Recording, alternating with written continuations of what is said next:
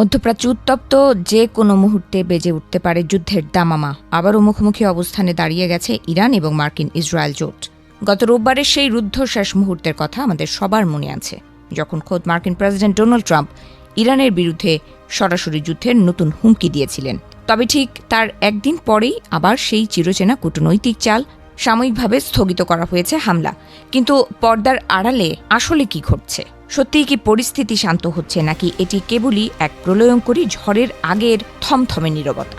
গভীর অনুসন্ধান বলছে এবার আর কোনো হালকা লড়াই নয়, বরং এক সর্বাত্মক ধ্বংসযজ্ঞের দিকে এগোচ্ছে দুই পক্ষ।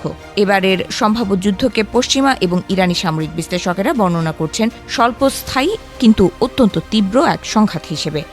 ইরান খুব ভালো করেই জানে, মার্কিন জোট যদি এবার আক্রমণ শুরু করে, তবে তাদের মূল লক্ষ্য হবে ইরানের বুক চিরে থাকা বিশাল সব জ্বালানি ও অর্থনৈতিক অবকাঠামো। আর ঠিক এ কারণেই তেহরানের প্রতিরক্ষা দেয়াল এবার আগের চেয়ে অনেক বেশি আগ্রাসী রূপ ধারণ করতে চলেছে। নিরাপত্তা বিশেষজ্ঞরা সতর্ক বার্তা দিয়ে জানিয়েছেন, যদি এবার নতুন করে আকাশসীমা লঙ্ঘিত হয়, তবে ইরান প্রতিদিন কয়েক ডজন কিংবা কয়েকশো ক্ষেপণাস্ত্র একসাথে ছুড়বে। শত্রুর আধুনিক বিমান প্রতিরক্ষা ব্যবস্থাকে পুরোপুরি অচল করে দেওয়ার জন্যই এই ঝাঁকে ঝাঁকে ক্ষেপণাস্ত্র হামলা চালানোর ছক কষা হয়েছে। শুধু তাই নয়, ইরানি সামরিক কমান্ডারেরা এবার আর নিজেদের ক্ষেপণাস্ত্রের মজুদ ধরে রাখার কোনো চেষ্টাই করবেন না।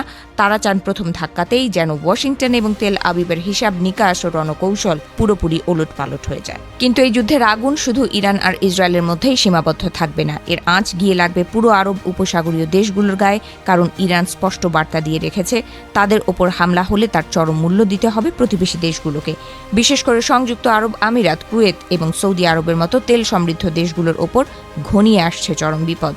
ওয়াশিংটনের ওপর চাপ সৃষ্টি করতে এবং বিশ্ব অর্থনীতিকে এক ঝটকায় পঙ্গু করে দিতে ইরানের সবচেয়ে বড় অস্ত্রই হবে এই উপসাগরীয় অঞ্চলের তেলক্ষেত্র, শোধনাগার আর বন্দরগুলোর ওপর একযোগে হামলা চালানো। গত কয়েক সপ্তাহে আরব আমিরাতের বিরুদ্ধে ইরানের সরকারি মহল থেকে যে ধরনের হুমকি ধেয়ে আসছে, তা রীতিমতো নজিরবিহীন। মার্কিন বাহিনীকে নিজেদের সামরিক ঘাঁটি ব্যবহার করতে দিয়ে আমিরাত মূলত ইরানকে ক্ষুব্ধ করে তুলেছে। এমনকি ইরানের ঘরোয়া সংবাদ মাধ্যম ও পডকাস্টগুলোর দেশটির শীর্ষ বিশ্লেষকেরা প্রকাশ্যে হুমকি দিয়ে বলছেন, প্রয়োজন হলে তারা আবুধাবি দখল করবেন এবং আমিরাতকে সেই পুরনো উঠে চড়ার যুগে ফিরিয়ে নিয়ে যাবেন। এসব বক্তব্যকে নিছক ফাঁকা আওয়াজ বলে উড়িয়ে দেওয়ার কোনো সুযোগ নেই, কারণ এর পেছনে রয়েছে ইরানের ইসলামিক রেভলিউশনারি গার্ডস কোরের শীর্ষ নেতৃত্বের সুদূর প্রসারী মাস্টার প্ল্যান। বিশ্ব বাণিজ্যের জন্য সবচেয়ে গুরুত্বপূর্ণ দুটি ধমনী, হরমুজ প্রণালী এবং বাব আল মান্দেব প্রণালীর নিয়ন্ত্রণ এখন এই যুদ্ধের সবচেয়ে বড় ট্রাম্প কার্ড। বিশ্বের মোট বাণিজ্যের 10 ভাগের 1 ভাগ পরিবাহিত হয় যে সংকীর্ণ সমুদ্রপথ দিয়ে। সেই বাব আল মান্দেব প্রণালীর পাশেই ওত পেতে বসে আছে ইরানের অনুগত হুথি বিদ্রোহীরা। যদি ইরান বুঝতে পারে যে মার্কিন হামলায় তাদের পিঠ দেয়ালে ঠেকে গেছে, তবে তারা একই সাথে দুটি সামুদ্রিক ফ্রন্ট খুলে দেবে। লোহিত সাগর আর এডেন উপসাগরের এই জলপথগুলো অবরুদ্ধ করে দিলে স্থবির হয়ে পড়বে আন্তর্জাতিক বাণিজ্য, যা বিশ্ববাজারে তেলের দামকে নিয়ে যাবে আকাশচুম্বী এক উচ্চতায়।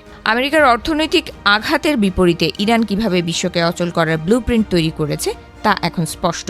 তবে এই কৌশলের সফল বাস্তবায়ন যতটা নাটকীয়, ততটাই জটিল। লড়াইতে ইরানকে বাঁচাতে ইয়েমেনের হুথি মিলিশিয়ারা রক্তক্ষয়ী যুদ্ধ করার অঙ্গীকার করলেও তাদের নিজেদের সামরিক সক্ষমতা এবং ফুরিয়ে আসা অস্ত্রের মজুদ নিয়ে প্রশ্ন থেকে যায়। ফলে শেষ পর্যন্ত হুথিরা কতটা বুক চিতিয়ে লড়তে পারবে তা নিয়ে সামরিক বিশ্লেষকদের মনে গভীর সংশয় তৈরি হয়েছে।